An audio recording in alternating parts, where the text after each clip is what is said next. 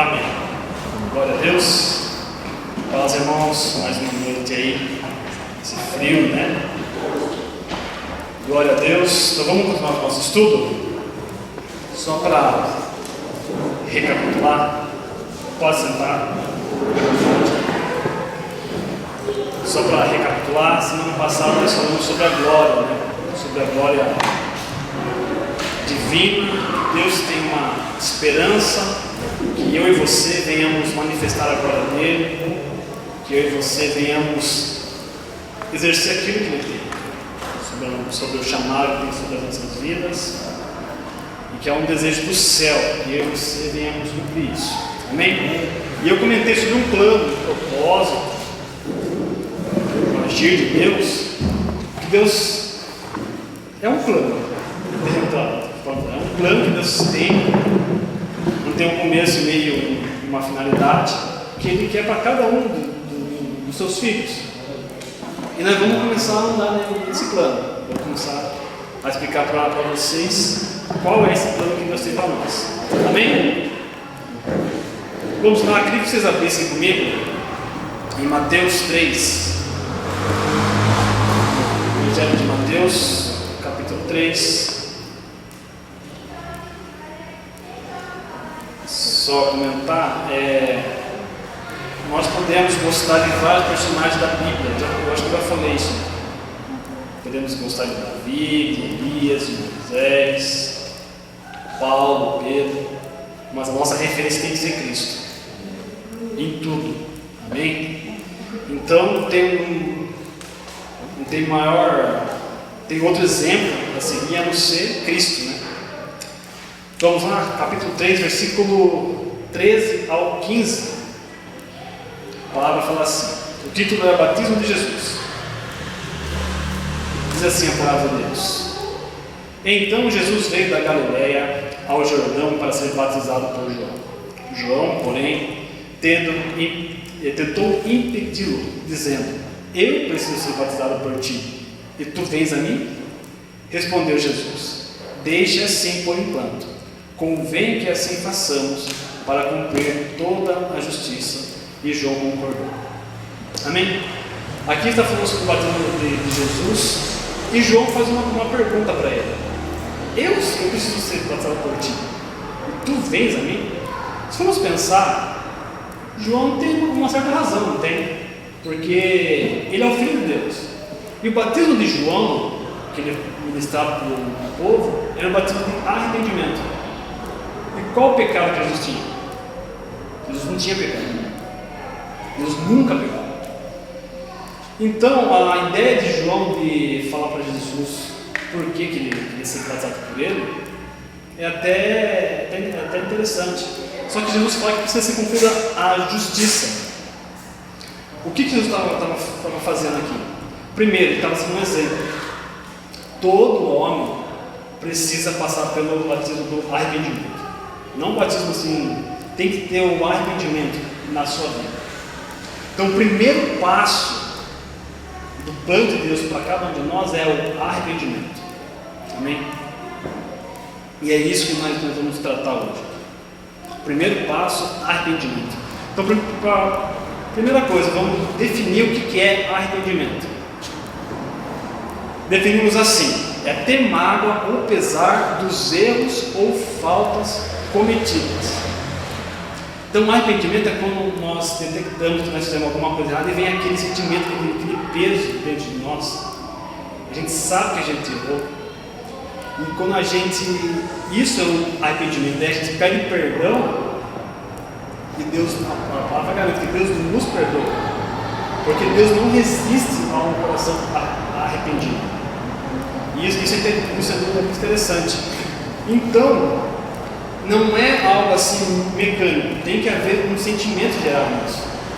Amém? Cuidado que tem um sentimento que é muito parecido com o arrependimento. Alguém sabe qual que é?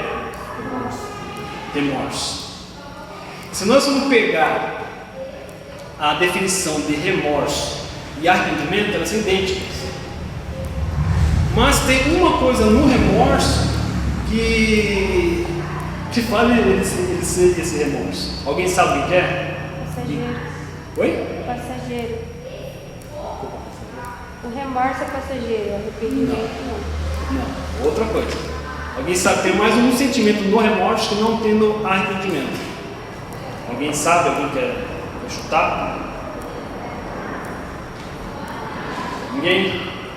No remorso existe uma coisa chamada angústia. E a angústia se define da seguinte forma: é uma ansiedade física acompanhada de opressão dolorosa, inquietude profunda que oprime o coração, uma angústia mortal. Então, o arrependimento, na Bíblia nós podemos ver isso muito claro em dois personagens. Alguém sabe qual você pode falar? Pedro e Judas. Pedro traiu Jesus? E Judas traiu também? Ambos se arrependeram? A Bíblia fala que Jesus, quando olhou firmemente para Pedro, que negou 3 vezes, Pedro saiu chorando profundamente.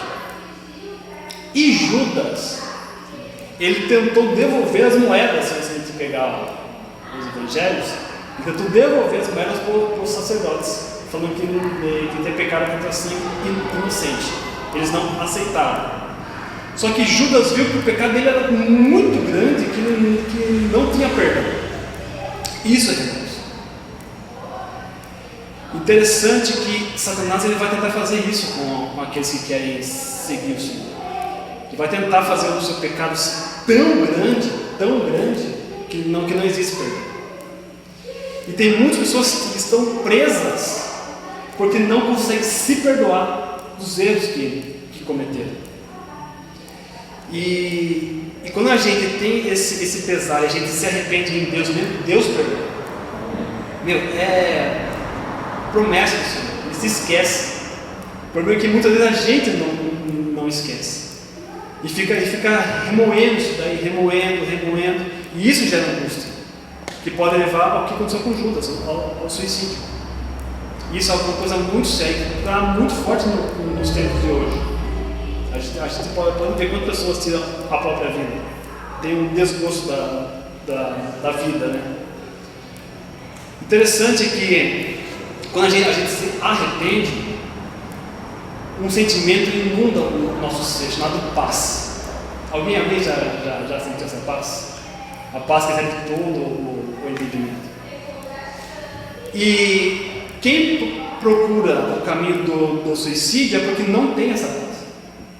Hoje quem procura religiões, seitas, procuram ter essa paz. A paz que o mundo dá. Mas a verdadeira paz só está em Cristo. Não existe outra paz assim. Deixa eu contar um exemplo que eu vi que eu fiquei indignado. Mesmo está sendo um programa de calouros no Brasil, e um cantor gospel, muito famoso na época, e cantando as músicas dele, tudo. Depois ele sentou com o apresentador lá. O apresentador falou assim: o que é Jesus para você e tal? Daí ele falou: não, na verdade Jesus, o que mais chama de ser Jesus é a paz que emana dele, né? Viu? Imagina você pregando para milhares no mundo inteiro, vamos dizer assim. Ele falando que Jesus é a paz, tudo.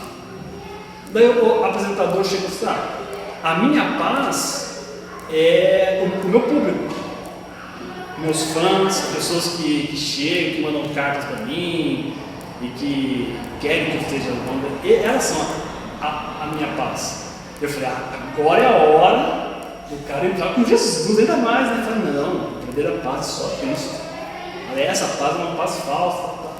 O cara pega e fala: não, é também. Nossa, eu falei: meu Deus, que oportunidade o cara perdeu de pregar Cristo. Cara, faço luta com essas coisas. Mas além. Mas agora imagina, você pregando milhões de pessoas. Billy Graham fazia muito isso. Ele foi em muitos programas da época e ele só pregava uma coisa: Cristo que morreu na cruz. Pegava a cruz só, aonde ele ia. E ele cativou milhares de pessoas. Então, só para encerrar essa parte, queria que vocês abrissem em 2 Coríntios, capítulo 7, que vai falar exatamente o que eu acabei de falar sobre remorso e arrependimento. Nós sabemos que a alegria do Senhor é a nossa força, amém? E a tristeza do Senhor? Para que é? Aqui fala 2 Coríntios capítulo 7, versículo 9 e 10. Fala assim: agora, porém, me alegro não porque vocês foram entristecidos, mas porque a tristeza os levou ao arrependimento. Pois vocês se entristeceram como Deus desejava, e de forma alguma foram prejudicados por nossa causa. A tristeza, segundo Deus, não produz remorso, mas sim um arrependimento que leva à salvação. E a tristeza, segundo o mundo, produz morte. Amém? Então, a tristeza que vem da parte de Deus nos leva ao arrependimento, e do mundo nos leva ao remorso, à angústia, e se não tratado, à própria morte. Amém? Pergunto: é possível alguém servir o Senhor 1 ano, 2 anos, 5 anos, 10 anos, 20 anos e não se arrepender? A pessoa serve o Senhor, ministra no altar, é dizimista, ajuda pessoas e nunca se arrepender? Cara, isso é muito sério. Abram comigo em Mateus capítulo 21. Eu acho que eu já ministrei isso aqui, mas eu acho tão interessante que eu quero falar de novo com vocês. Mateus capítulo 21, a partir do versículo 28, o título fala assim: a parábola dos 2 filhos. Fala assim: o que acham? Havia um homem que tinha 2 filhos. Chegando o primeiro, disse: filho, vá trabalhar hoje na vinha. E esse respondeu: não quero. Mas depois mudou de ideia e foi. O pai chegou ao outro filho e disse a mesma coisa. E ele respondeu: sim, senhor. Mas não foi. Qual dos 2 fez a vontade do pai? O primeiro, responderam eles. Aqui Jesus está falando com os fariseus.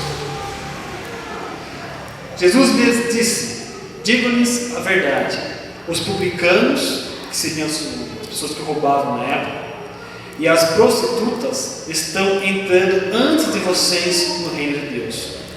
Porque João veio para lhes mostrar o caminho da justiça, e vocês não creram nele. Mas os publicanos e as prostitutas creram. E mesmo depois de verem isso, vocês não se arrependeram, nem creram nele. Amém?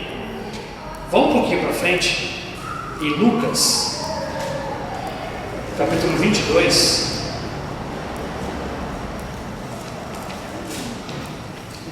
Nessa primeira passagem, Jesus está falando com os fariseus. 22, 32.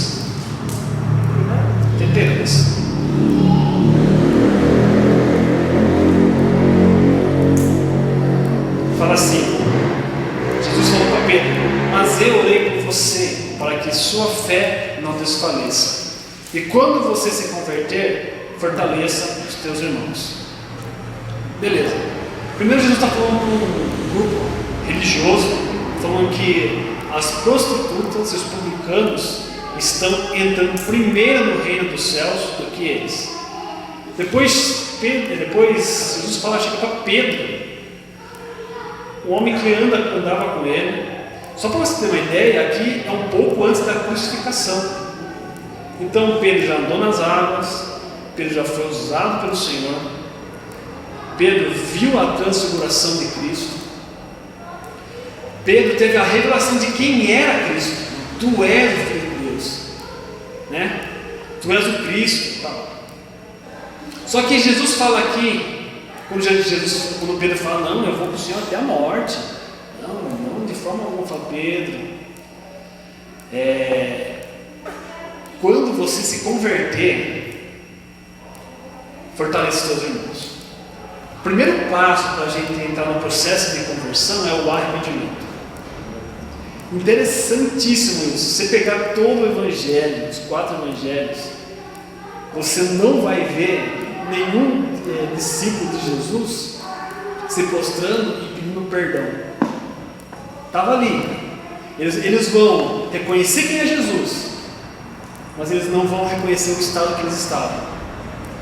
Interessante que as prostitutas e os publicanos, eles viram, nossa, esse homem é diferente, esse é o santo de Deus, entenderam quem é Jesus e olharam para si mesmo, disse, não, eu sou pecador, tem misericórdia de mim. E eles entraram primeiro no reino dos céus. Pedro, ele só vai reconhecer quem ele é quando ele nega Jesus. Interessante, muito interessante. Vamos um pouquinho para frente, no mesmo capítulo 22, versículo 60.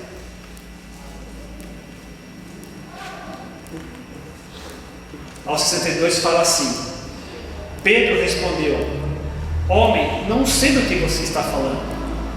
Falava ele ainda quando o galo cantou. O Senhor voltou-se e olhou diretamente para Pedro. Então Pedro se lembrou da palavra que o Senhor lhe tinha dito: antes que o galo cante hoje, você me negará 3 vezes. Saindo dali, chorou amargamente. Aqui é a primeira vez que Pedro ele olha para si mesmo. Ele vê quem ele é: um homem covarde, um homem arrogante, um homem que gostava de se mostrar, falar que ele fazia, que ele era o cara. E pela primeira vez ele vê quem ele é de verdade. Então, qual que é o verdadeiro arrependimento? A gente olha para Deus, reconhece quem ele é. Nossa, ele é Deus. Jesus é o caminho. Ele é o Senhor. Depois a gente olha para nós mesmos. E a gente começa a ver os nossos erros, as nossas falhas. E sabemos que sem Jesus nós não podemos vencer. A gente pede a ajuda dele. E aí sim a gente pode ter certeza que nós somos perdoados, somos restaurados. E aí sim começa o nosso processo de conversão. Tudo bem aqui, pessoal? Tudo ok? Amém? Glória a Deus. Vamos então pegar volta um pouquinho para Mateus 4. Mateus 4.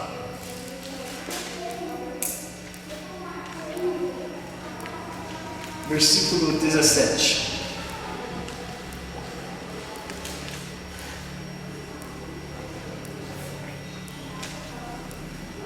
Fala assim: daí em diante Jesus começou a pregar e disse: arrependam-se, pois o reino dos céus está próximo. Então a primeira pregação de Jesus, que ele começa aqui logo depois que ele é batizado, ele vai para Cafarnaum, ele começa a pregar e ele fala: arrependam-se. Então Jesus prova, a primeira coisa que nós temos que fazer é o arrependimento. Mas não é só quando a gente aceita Jesus como nosso Senhor e Salvador. Isso aí vai um processo que vai até quando a gente tiver o nosso último suspiro. Então o arrependimento tem que ser constante. É claro, a gente vai, no começo da caminhada, a gente vai se arrependendo muito. Depois o normal para a gente diminuir, né? Porque a gente vai obedecendo a palavra de Deus, vai lendo a palavra de Deus, vai fazendo a vontade do Senhor. Então o processo tem que pedir menos perdão. Mas o arrependimento tem que ser constante na vida do cristão. Amém?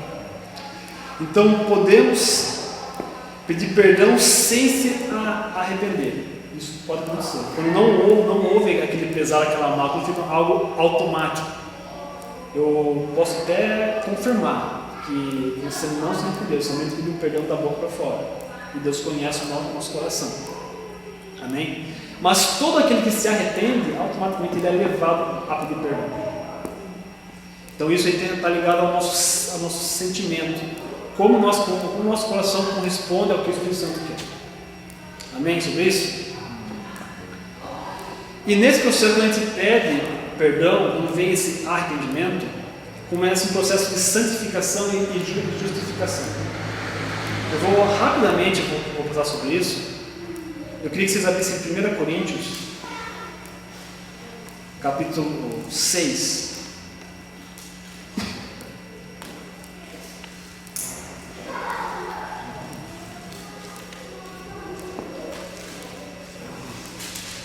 Primeiro Coríntios, capítulo 6, versículo 11, fala assim: assim foram alguns de vocês, mas vocês foram lavados, foram santificados, foram justificados no nome do nosso Senhor Jesus Cristo e no Espírito de nosso Deus. Amém? Então, irmãos, qualquer salvação que mostrem para nós que não tenha santificação e justificação, saia dessa. E, infelizmente, nesses últimos tempos ia aparecer muito disso. Depois mais para frente nós vamos ver sobre isso.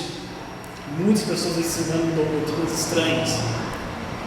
Qualquer caminho que não nos leve à santificação e justificação, fique esperto. Não caia nessa. O final disso pode ser muito tenebroso. Amém? E rapidamente em Efésios, capítulo 4, aqui para frente aí,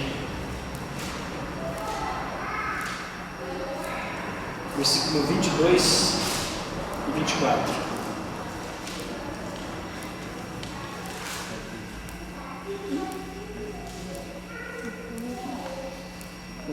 Foi? Efésios capítulo 4, do 22 ao 24. Fala assim: quanto à antiga maneira de viver, vocês foram ensinados a despir-se do velho homem, que se corrompe por desejos enganosos, a serem renovados do modo de pensar e a revestidos do novo homem, criado a ser semelhante a Deus em justiça e em santidade, provenientes da verdade. Amém? Mais uma vez, aqui fala que nós vamos renovar o nosso modo de pensar. Então a nossa mente tem que mudar. Muita luta que nós temos, muito pecado começa na nossa mente. Amém? E que nós temos que ser semelhantes a Deus em justiça e santidade. Então, mais uma vez, qualquer salvação, qualquer caminho que nos leva ao céu, que não venha com santidade e justiça, fiquem espertos. Amém? E é claro, Apocalipse, vamos abrir, eu marquei aqui, vamos abrir, só para a gente entender. Apocalipse, capítulo 1, vai falar sobre o sangue, que é que nos limpa de todo pecado. Quando a gente se arrepende realmente, vem esse pesar das coisas erradas que a Bíblia fala que são erradas, que a Bíblia ensina que é errado, a gente sente no nosso espírito que é errado, a gente pede perdão. Isso acontece conosco. O sangue de Cristo desde nós. Capítulo 1, versículo 5. E de Jesus Cristo, que é testemunha fiel, primogênito dentre os mortos, soberano dos reis da terra. Ele nos ama e nos libertou dos nossos pecados por meio do seu sangue. Então o sangue de Jesus, ele é vivo, ele é real, ele é espiritual, e ele nos limpa de todo o pecado e nos liberta de todo o pecado. Amém? Glória a Deus. Então, irmãos, agora eu queria entrar, eu acho que nós vamos ter mais. Abra no livro de Gálatas.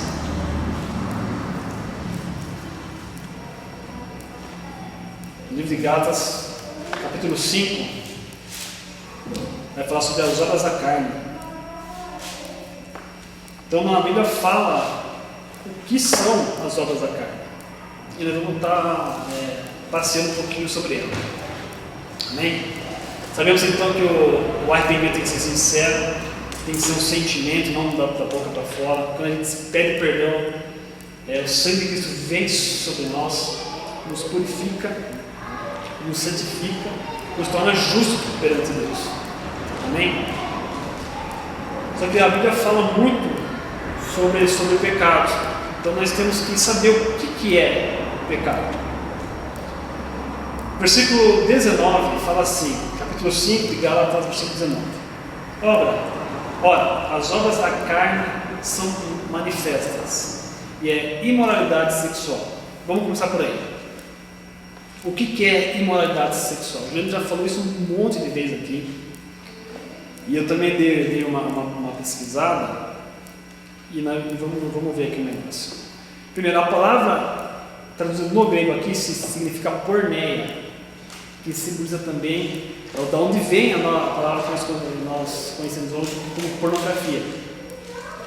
Então, tudo que é voltado à área sexual, como pornografia, incesto, adultério, fornicação, tudo está nessa área de imoralidade sexual. Amém? A gente não sabe, mas hoje até mesmo no Brasil, o incesto está muito grande em certas áreas do Brasil. O adultério, né? Também essa palavra tem uma origem do porné, que significa prostituta e prostituto. O que quer dizer? Uma mulher que vende o seu corpo, uma prostituta, ela está em pecado. Mas uma pessoa que tem sexo antes do casamento está no mesmo pecado. Conseguiram entender isso daqui? Uma pessoa, um prostituto, um homem que vende o seu corpo por dinheiro, para satisfazer, e uma pessoa que vê um vídeo pornográfico estão no mesmo pecado. Isso aqui é uma coisa muito séria. Hoje, uma vez eu ouvi um pastor falando sobre isso daí, eu vim perguntar sobre essa área para ele, e ele falou assim: vocês não sabem como a igreja tem sofrido com isso. Muitos irmãos têm sofrido nessa área. Então, a imoralidade sexual tem sido presente no nosso tempo. Nós podemos ver aí sobre o homossexualismo. Então é algo que nós temos que cuidar dos nossos filhos. Pais que estão aqui, orem para os seus filhos, põem as mãos sobre eles. Nós precisamos fazer isso, certo? Precisamos cobrir os nossos filhos. O mundo hoje não está fácil. Glória a Deus, nós temos um governo que preza sobre os princípios da família. O governo que estava antes não prezava por isso. E nós temos que rever tudo isso daqui. Amém? Como que eu faço para mim vencer essa área, principalmente na área sexual? Medita na palavra do Senhor. A Bíblia fala, não pense nas coisas terrenas, nas coisas do alto. Vamos ocupar a nossa mente com a palavra de Deus, com as coisas que estão relacionadas ao reino de Deus. Amém? Nós precisamos começar a vencer nisso. Outra coisa, continuando aqui no versículo 19. Outra coisa, impureza. Eu fui pesquisar sobre impureza, o que significa. Também está relacionado também à parte sexual. Ele fala que é tudo que contamina o corpo, mais voltado na área sexual. E uma das definições estava lá sobre impurezas, fezes. O que isso quer dizer? Sexo que não é o natural, que é igual de animal, é pecado. Pode falar aqui de sexo anal? Pode, né? Sexo anal. Falou? Ela falou. É pecado. Quem pratica esse tipo de coisa está destinado ao inferno. E isso é uma coisa que, infelizmente, no mundo hoje, tem muitas pessoas que praticam e tem cristão fazendo isso. Uma vez eu estava numa igreja e veio um encontro de casais. Eu falo sobre o quê? A área sexual. Separou os homens das mulheres, acho que a gente vai lembrar isso aí, né? Separou os homens das mulheres. Eu estava lá e tinha, acho que uns 3 casais, 4 casais novos convertidos ali. E o cara começou a falar. Começou a falar. Daí foi lá para Eclesiastes, foi lá para Cantares, começou a falar. Daí sempre, né, você vai fazer sobre casais, sempre vejo essas perguntas. E daí, acho que se não me engano, foi um novo, pessoa que não era convertida, estava lá visitando, foi e perguntou: pastor, e sexo anal? Pode? O cara pega e fala assim: entre quatro paredes, é você e sua mulher. Você pode fazer qualquer coisa em quatro paredes. Cara, caiu no chão ali. Eu parei e falei: meu Deus. Não, entre quatro paredes é você e sua esposa. Se você está com a sua esposa, você é casado? Eu falei: meu Deus, eu falo isso. Não, imagina, né? Para mim acabou o encontro ali. E assim você sabe como às vezes ela até sofre comigo, quando eu começo assim, eu começo assim. Ela começa, ela olha na cara e fala: ixi, já era. Depois ela vai ouvir um monte, né? Muito bom. Mas é uma coisa que hoje, nós vamos ver para frente depois, querem legalizar alguma coisa que a palavra de Deus proíbe. Cara, isso se transforma em iniquidade de querer, é um pecado que a gente quer fazer com que não seja pecado. Cara, é muito sério. E hoje a gente vê, e quando você vai ver um logo desse ministrando na internet, as visualizações sobem. Você fala: meu Deus do céu. E vê que cada. Você não estuda a palavra de Deus, não tem temor, não tenta pesquisar alguma coisa, aí começa a falar aquela bobagem. E você vê um monte de pessoas curtindo, um monte de pessoas querendo seguir. Cara, dá pena de quem ensina essas coisas. Porque o castigo vai ser tremendo. Infelizmente. Amém? Depois vamos continuar aqui, ó. Impureza e libertinagem. O que é libertinagem? Ou em algumas traduções, lascívia. Como o Juliano já explicou aqui muitas vezes, a lascívia é o pecado sexual na mente. Como que eu controlo isso? Não tem problema nessa área, Adriano. Como eu controlo isso? Oração, jejum e palavra. Pense na palavra de Deus, medite na palavra de Deus. Amém? E se não, não estou conseguindo, pede ajuda, pede alguém para estar orando. Busque alguém em que você pode se abrir, alguém confiável. Peça ajuda, não tente carregar sozinho não. Amém? E libertinagem significa sem controle. Deixa eu dar um exemplo aqui, por exemplo. O casal, a pessoa vai em casa, lá no caso com a mulher. Daí o cara quer fazer 5 vezes na semana. Cara, isso é fora de controle. Não tem por que ser assim. Né? Às vezes a gente brinca que é todo dia, toda hora sem parar, mas tem que ter um controle. Se você não casou só para ter sexo, você casou para construir uma família, para amar a sua esposa em todas as áreas, ou vice-versa, entendeu? Então tem que ter um controle nisso daí. Eu estou falando de homens, mas também tem muita mulher, né, pastor? Você uma vez comentou, muita mulher que passa por isso. Então tem que ter um controle nisso. Como a gente consegue isso? Intimidade do Espírito Santo. Busca ajuda em Deus. Amém? Eu acho que nós sabemos que no final dos tempos ia virar um novo mundo, como já está. Mas a gente precisa buscar em Deus ter um equilíbrio em todas as áreas. Amém? Depois, daí passa essa parte da parte sexual e vem aqui, ó, versículo 20, começa com idolatria. Que é idolatria? Vamos buscar, é adorar imagens, é adorar um Deus falso, onde Paulo em Coríntios, no primeiro capítulo, fala que quem adora imagens estava controlando demônios. Então isso aí é uma obra da carne também.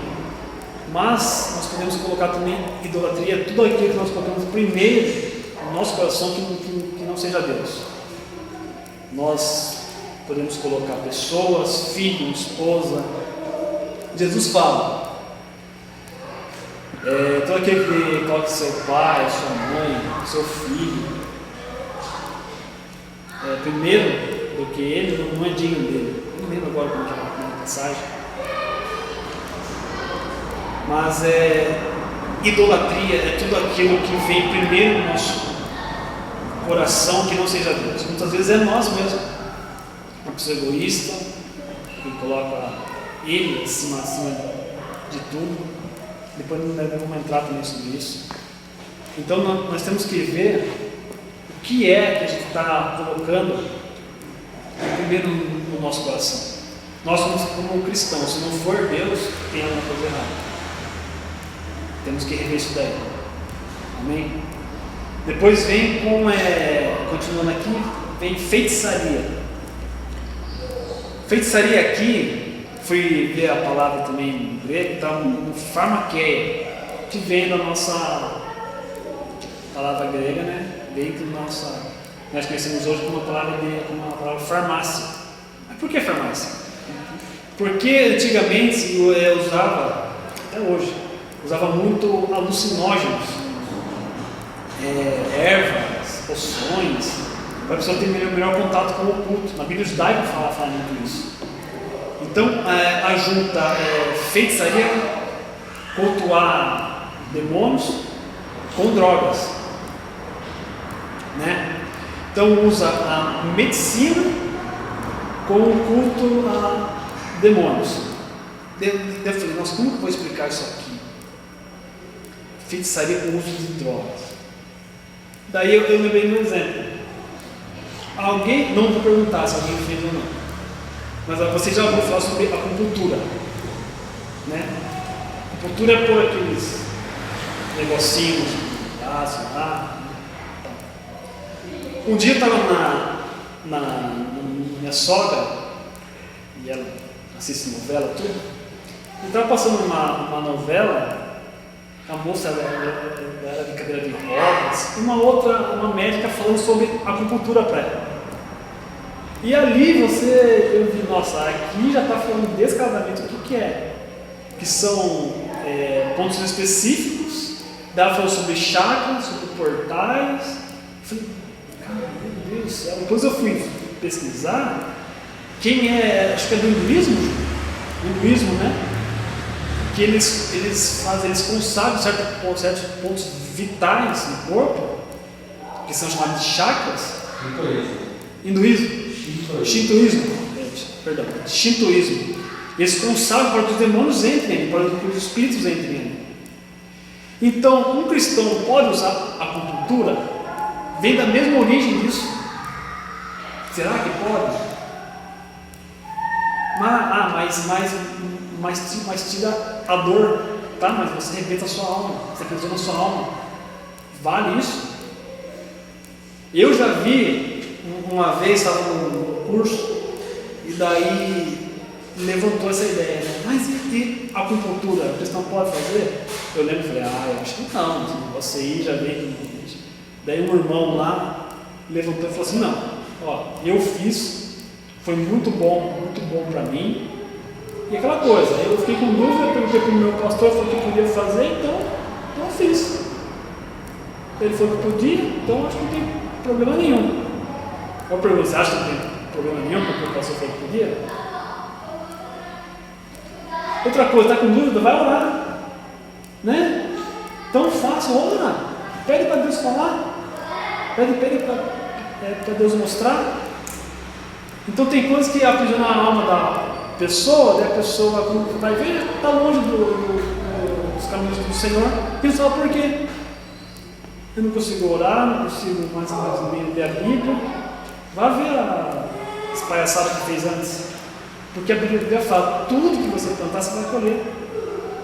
Então, por causa de uma dor, por causa de você aprisionar o seu espírito, a sua alma, eu creio que prefiro ficar com a dor, né?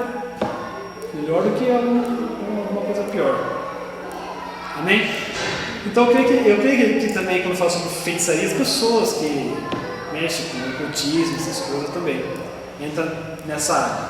Daí começa aqui a falar sobre alguns sentimentos.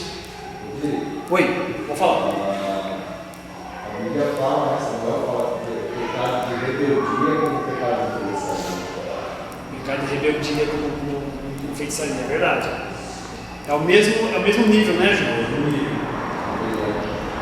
Seria a rebeldia contra a palavra de Deus, contra autoridades que Deus estabelece. Uma coisa que o Juliano falou para mim uma vez, que quando libera uma palavra de Deus aqui, Deus usa quem está pregando aqui. Você só não vai seguir isso para mandar você pecar. Fora isso, é uma direção de Deus para a sua vida.